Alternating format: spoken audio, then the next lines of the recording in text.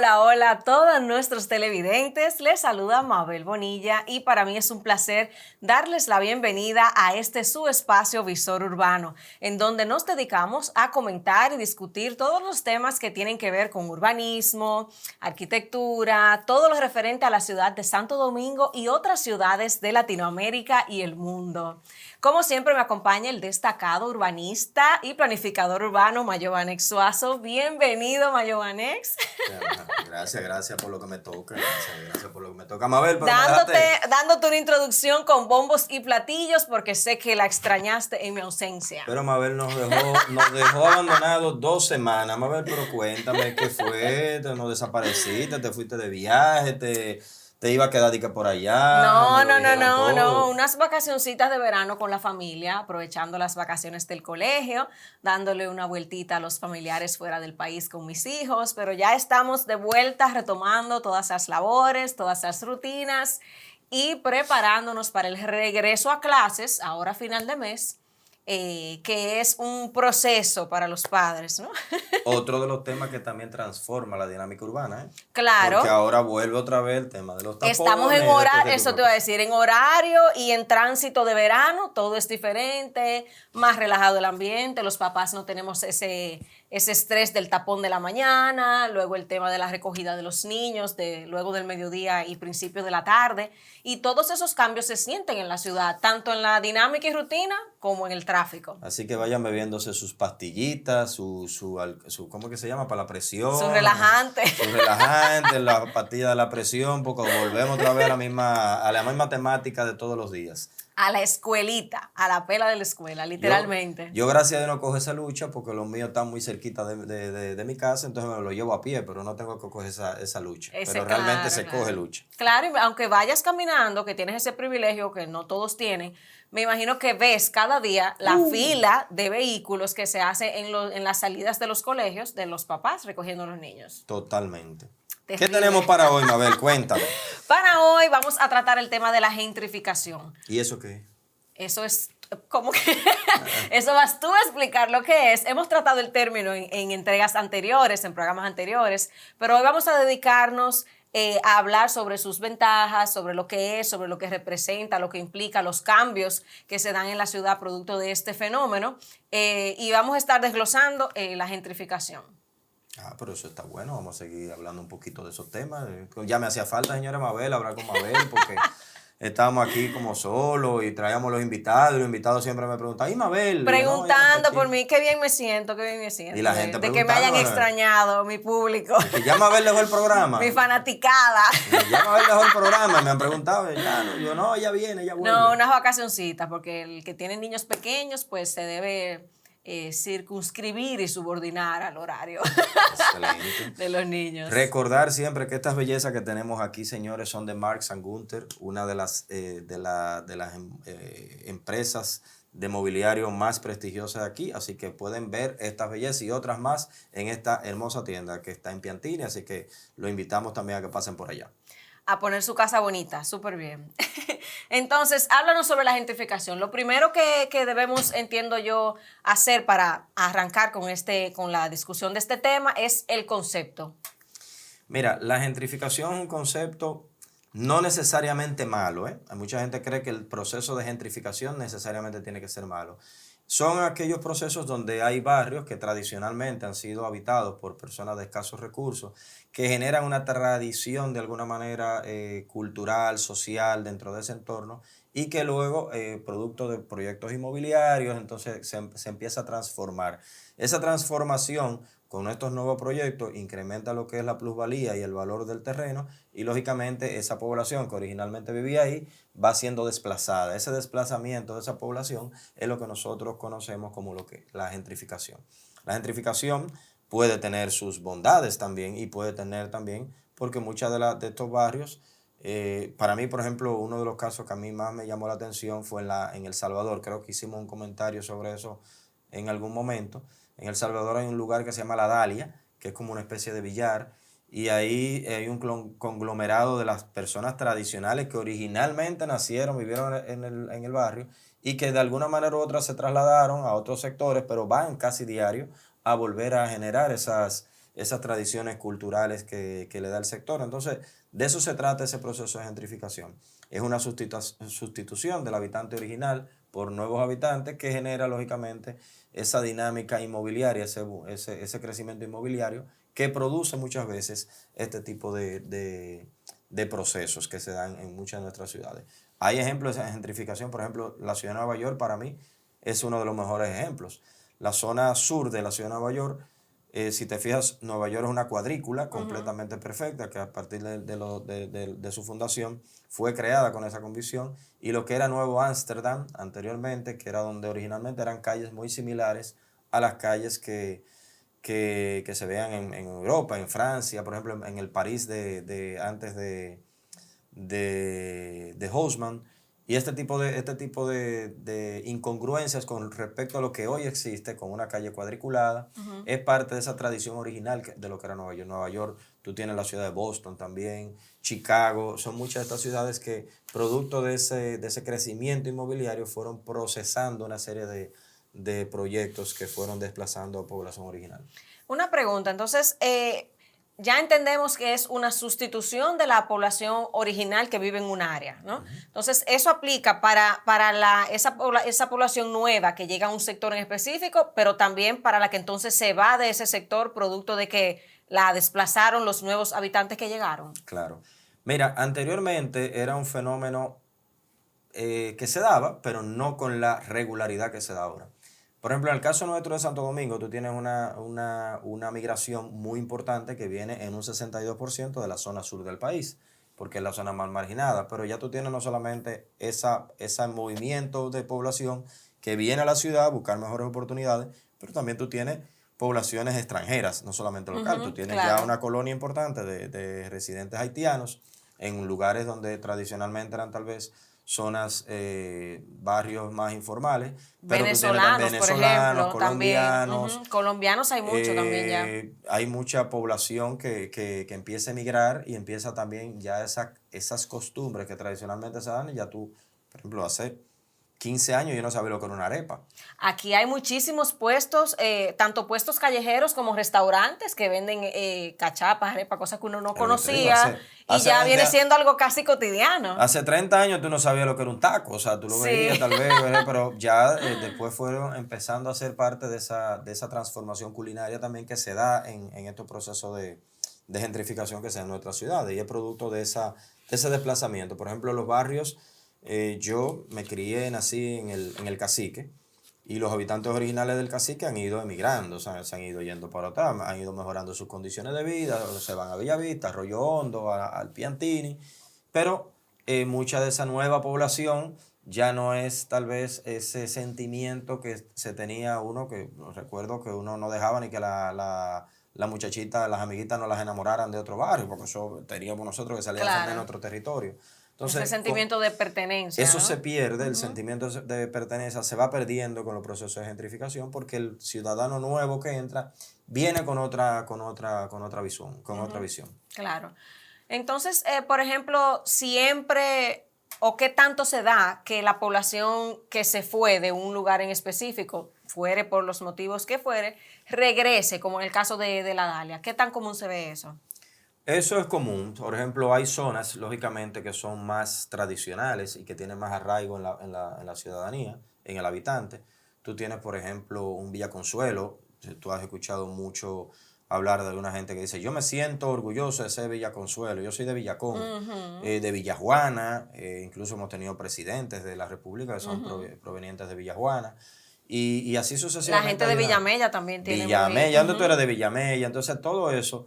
Existe lo que es esa identidad todavía palpable, mucha gente que se va y siempre tratan de volver otra vez a donde nació, y una de las principales también paradas, tienen mucho orgullo. Claro, los mineros. Sí. Una de las principales paradas que hace un dominicano ausente, ese que emigra hacia otros países, es volver a su barrio donde se crió, para volver a ver a los amigos que quedan todavía quedaron en el sector ahí, y a sentarse en el colmadito, las calles, a jugar el dominó. colmado, claro. Pero no toda la gentrificación es malo. Por ejemplo, la gentrificación tiene bondades, te regenera lo que es el tejido urbano, lo que es esa trama urbana, te hace una regeneración, mejorando lo que son sus aceras, sus entornos, sus áreas verdes, porque en el mismo crecimiento que ha tenido la población, Hay zonas, por ejemplo, que son zonas costeras de un valor importante y que en un momento determinado fueron ocupados por alguna que otra población.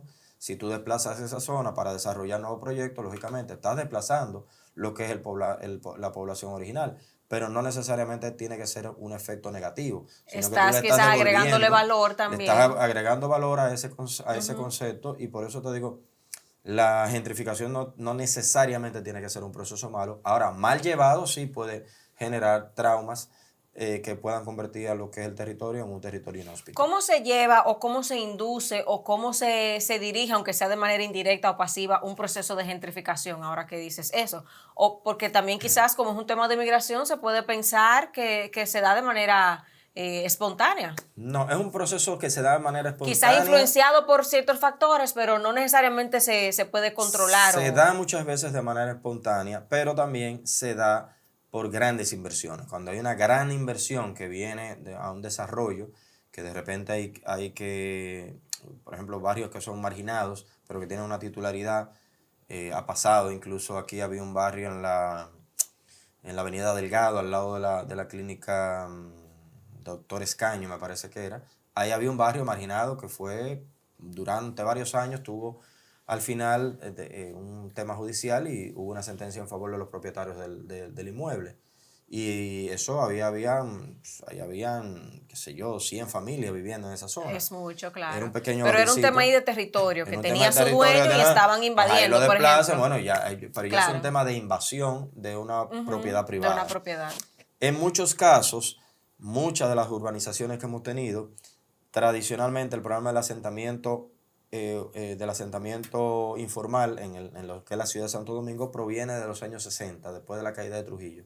Al caer Trujillo, esos 5 o 6 años de inestabilidad entre el 1961 y 1965, o 1966, luego de la revolución, esos 6 años de inestabilidad establecieron prácticamente 7 gobiernos distintos. Y producto de esta inestabilidad política, social, económica, cultural, se afectó mucho lo que es el ciudadano como tal. O Claro. sea, salió afectado el ciudadano como tal. Entonces, ¿qué pasaba? Muchos de estos terrenos que eran ocupados por los familiares, colaboradores cercanos al régimen, familiares directos del régimen, fueron ocupados de manera irregular, como es el caso del Manguito, de los Praditos, lo que es el Que se famoso mantienen semillero, todavía hoy en día muchos o casi todos, lo ¿verdad? que es exacto, lo que es el semillero del ensanche Quisqueya, y todas esas zonas se mantienen todavía haciendo temas informales y se fueron concentrando en esa zona. Ahora bien, hay sectores que fueron más formales, como los Prados, que se diseñó un proyecto para los profesores, por ejemplo, en este caso los Prados, San Jerónimo, Que debiera ser lo ideal eso, ¿no? Hacerlo pero así ya con un esa diseño. población fue también cambiando. Ya los Prados se ha convertido en un área por diversos factores que desde el punto de vista de la espontaneidad que te dé el territorio, ha ido cambiando de su vocación de uso. Y eso es algo que se ha dado natural, y por eso es importante que las normativas urbanas sean revisables en el tiempo. Revisables. Y a veces la renegación de ese proceso, de ese progreso, provoca que se genere informalidad. Al generarse informalidad, y ya luego que hay demasiada informalidad ya vinculada, entonces tenemos que venir a regular. Entonces, cuando ya tú vienes a regular, es tarde. ¿Por qué? Porque ya lo que tú estás evitando ya lo hiciste, ya está Ya hecho. está Entonces, hecho. por eso la importancia siempre, primero, de regular el territorio. Primero, de establecer reglas claras. Yo seré un defensor en ese sentido. Siempre habla sobre eso. Regular el territorio. Lo primero que usted tiene que Claro, poner las reglas claras. Después que usted ponga las reglas claras, entonces vamos a ajustarnos. Pero tú no puedes poner las reglas claras después de. claro, Por después ejemplo, de. lo peor es tener un Y eso territorio. funciona para todo en la vida, si lo Para analizamos. todo, para todo. Lo más difícil es tú tener un territorio, controlar un territorio si tú no tienes reglas. Claro. O Entonces, sea, ¿cómo se hace? No hay forma. ¿cómo tú haces? Yo quiero hacer un edificio de 4 pisos aquí. ¿Cuáles son las reglamentaciones? No Pero sé. mira, bueno, el comportamiento, aquí hay uno de 5, aquí hay uno de 4. Sí, yo te puedo aprobar 4, 5. Es un tema de percepción, por más experto que tú seas. Entonces, Sí. eso es lo que hay que tratar de evitar. Y eso provoca en la especulación del inmueble, se genera una especulación de lo que es el inmueble, y la gente empieza a comprar, empieza a definir, por ejemplo, ya lo que era Piantini, ya no es Piantini, y no volverá a ser Piantini. Por eso dije el otro día, siempre valoraré, y lo digo de manera muy convencido. Siempre valoraré y siempre sigo un abanderado de que se resalte el valor patrimonial de una ciudad, porque eso es la esencia histórica Esa es la de la ciudad. esencia, Ahora bien, claro. no podemos vivir en el pasado. O sea, así como te digo que debemos de defender el patrimonio, las ciudades van avanzando, las ciudades van cambiando de lo que es su fisonomía, sus O características. sea, hay que generar un equilibrio entre esa esencia tradicional y dinamizar o sea, de acuerdo a los cambios que se van dando y a cómo avanzan los tiempos. Y visualizar ese progreso en el tiempo. O sea, Claro. por eso te digo que no es un tema de ordenar y visualizar el futuro. ¿Y cómo tú lo visualizas? Generando las estrategias desde el punto de vista de la planificación que te proyecten a corto, mediano y largo plazo el avance que va a tener esa ciudad. De eso se trata esto. No se trata de dar pañito tibio, de tomar decisiones por una improvisación. Ay, se cayó el yesé. Ay, se cayó el techo del yesé. Ay, vamos Ahora hay que revisar todos los techos de repente. Vamos a poner rápido, porque ya eso no Sí. puede volver a pasar. Vamos a poner rápido una normativa que regule las supervisiones. Eso Claro. pasó el otro día, no te lo estoy hablando de... Claro. Y tú lo viviste. Algo reciente que lo hemos vivimos y lo sufrimos todos en la ciudad. O sea, Al todo el país otro y todo el día, mundo. todo el que era médico hablaba del tema de las normativas urbanas, de lo Un que corre-corre, mucha gente opinando, claro. El del colmado, el que despacha en el colmado, ya estaba hablando de lo que se debe de hacer. Entonces, Mayobanex, todo el que tenía un tinaco encima de su casa también salió corriendo. Empezaron, o sea, yo tengo algunos amigos que hacen estudios de vulnerabilidad y me dijeron que esos 3 meses fueron muy buenos para ellos porque claro, le llegó mucho trabajo, porque la gente se mete en miedo. Entonces, esto es lo que tenemos que evitar con este tipo de cosas. Primero, la improvisación. La toma de decisiones por desesperación o por presión social. Claro. Y dije en una ocasión que me entrevistaron en un programa que yo hablaba de eso mismo. No podemos dejarle las decisiones a la improvisación y a dejarnos llevar por una presión mediática, por una presión social, porque ahora es el tema. Fíjate, el otro día, hace unos días, hablamos del jardín botánico. Todo el mundo salió a hablar del problema, el jardín botánico, lo van a invadir, le van a quitar qué sé yo cuántos metros, pero nadie se había preocupado en conocer el proyecto. Y un escándalo que se armó con eso. Se armó un escándalo, pero entonces cuando ya se explicó el proyecto, entonces ahora tú ves. Entonces por eso también hago un llamado a las autoridades. Porque hay que dejar que eso pase. Ustedes como autoridades tienen que darle respuesta rápida a la gente para evitar la especulación. Y la especulación empiezan a salir muchísimos temas y de eso que se trata precisamente este tema. Quería también, cuando estábamos hablando de la gentrificación dirigida, vamos a decir así, a ver si podías hablarnos o comentarnos sobre algunos ejemplos, porque también a lo largo de la historia se han visto movimientos de personas o de comunidades en rivieras, o sea, en rivieras, con las costas de los ríos. Mira, el proyecto... En Santiago, por ejemplo, con el río Yaque en su momento, yo como vivía allá en ese tiempo, fue mucho, o sea, hizo mucho ruido.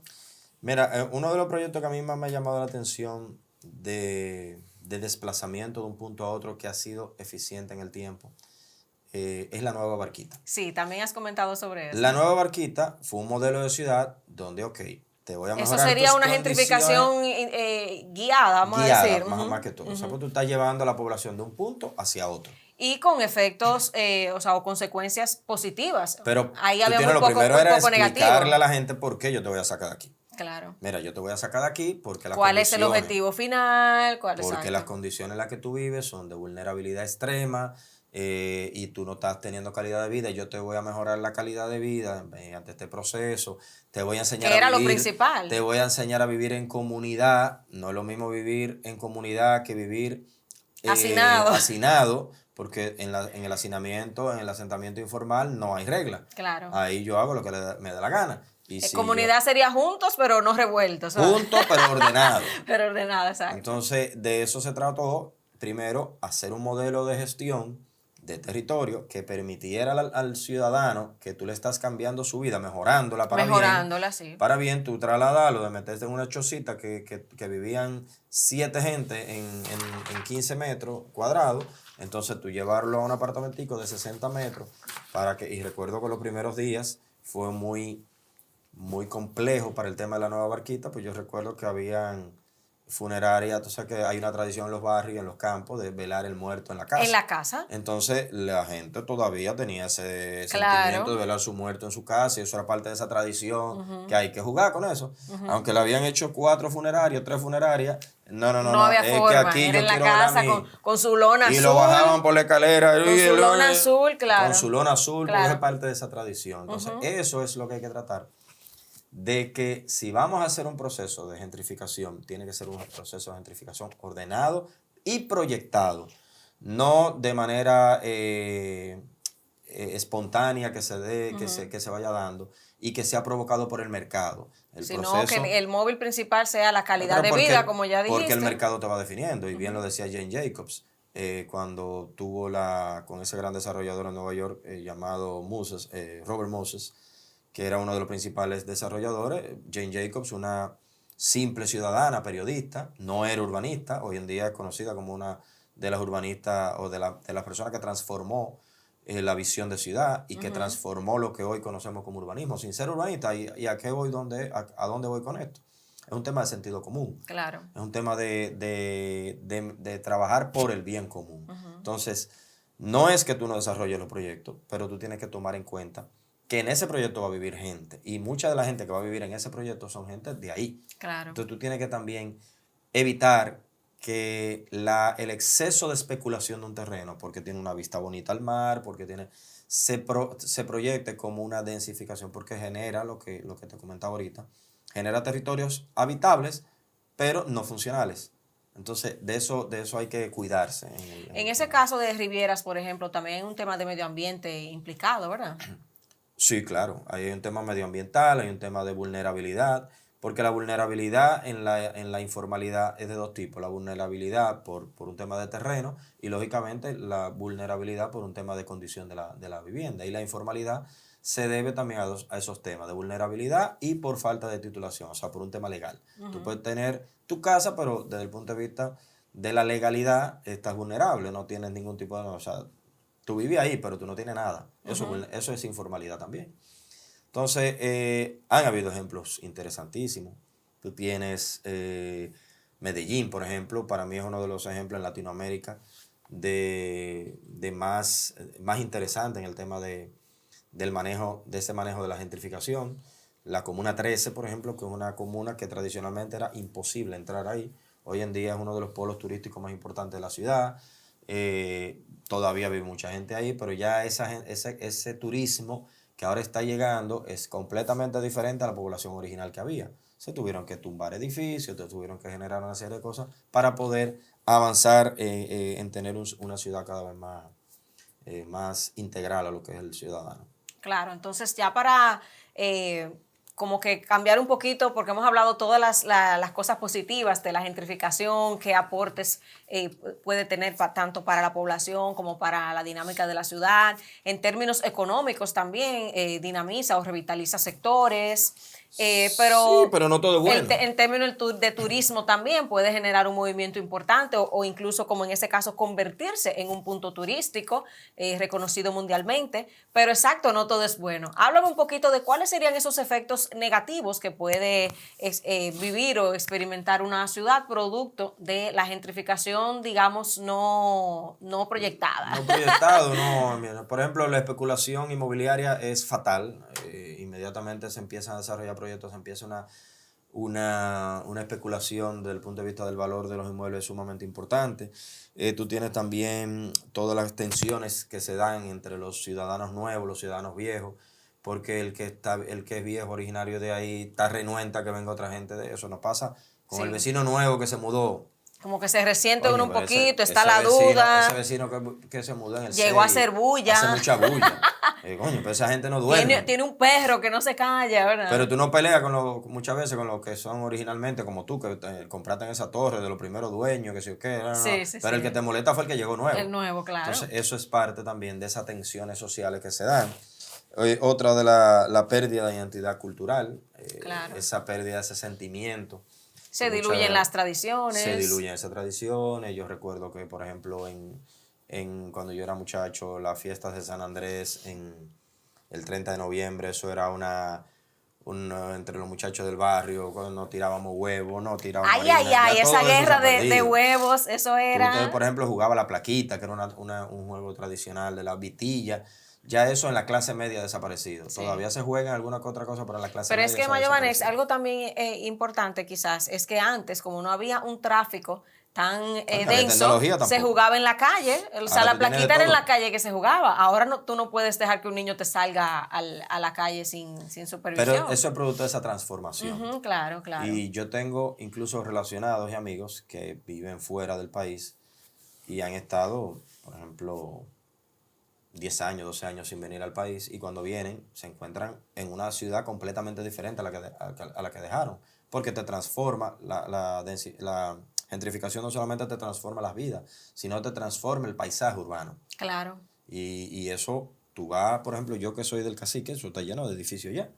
El que vive en Piantini tiene 20 años que no va a Piantini, cuando vuelve a Piantini dice, No "¿Pero lo, qué es no lo esto?". reconoce, No lo exacto, no lo reconoce. reconoce. Ahí viene entonces, por ejemplo, la pérdida como de esa esencia de esa comunidad. Por ejemplo, tú estás obligado a la gentrificación expulsa a ese ciudadano que no tiene la capacidad de pagar. Porque Ah, claro. en la medida que hay una especulación inmobiliaria, también te va subiendo. Entonces dices, no, pero va, que este vecino lo que me está Esto está pagando muy tiene 20 costoso, años sí. pagando 3.000 pesos y ahora lo tenemos que poner a 20.000 porque eso es lo que cuesta. Entonces, Claro. ¿quién se va afectado? El vecino. Porque el dueño del solar o del inmueble X que vive ahí dice, no, pero va acá, ya Yo quiero tengo del que vecino. aumentarle, exacto, y quizás esa persona no Entonces, ha eso llegado a nivel de ingresos. eso es parte de las cosas que generan lo que son los procesos de gentrificación para mal. Y vuelvo y te repito, para bien, mejora el tejido urbano, mejora las condiciones de vida, de la calidad de vida del ciudadano desde el punto de vista de la infraestructura, mejora, por ejemplo, otros aspectos que son también importantes de entender y de estudiar. Y eso es lo que básicamente ese proceso O tan sea que en interesante. conclusión la línea es muy fina. O sea, es una línea muy Totalmente. delgada entre los efectos, en sí un proceso de gentrificación te puede generar muchísimos bienes o muchísimas ventajas y beneficios para la ciudad, para la comunidad, o generarte también efectos negativos. Mira, aquí hablamos hace unos días de un tema de Detroit. No sé si Ah, sí, recuerda que sí, sí, hablamos sí, de claro. Detroit. Dedicamos un programa entero a hablar sobre la ciudad ¿Qué de pasa con Detroit. Detroit? Detroit entre los años 20 y los años de 1950 llegó a tener una población de casi 2 millones de habitantes. Hoy en día tiene una población de apenas 600, un poquito menos de 600.000 habitantes. Que o sea, en este momento O sea, eso la ciudad es es fantasma tres gatos, como prácticamente. decimos en el Cibao. Fantasma prácticamente. Y antes de Sí. terminar, porque ya el director pasó por ahí con el letrerito ese que él siempre anda. Tu letrerito favorito, El Mayovanes. letrerito favorito. Entonces, Detroit cambió de población por un tema hasta casual. O sea, cuando cae, lo que empieza a caer ya lo que es la industria en esta importante Principalmente ciudad, económico en que ese era caso. una de las 4 ciudades más pujantes de Estados Unidos a nivel económico, lo hablamos aquí incluso. Entonces, ¿qué pasa? Esa población, que el 70% era una población, 70-80% era población, lo que lo llaman los americanos blanca, en ese tiempo del racismo, que todavía estaba fuerte en Estados Unidos en los años 40, 30. Incluso los estadios había grandes ligas para negros y grandes ligas para blancos. Muchos de los baños eran para negros y para blancos. Claro. Entonces, esa población pasó de repente por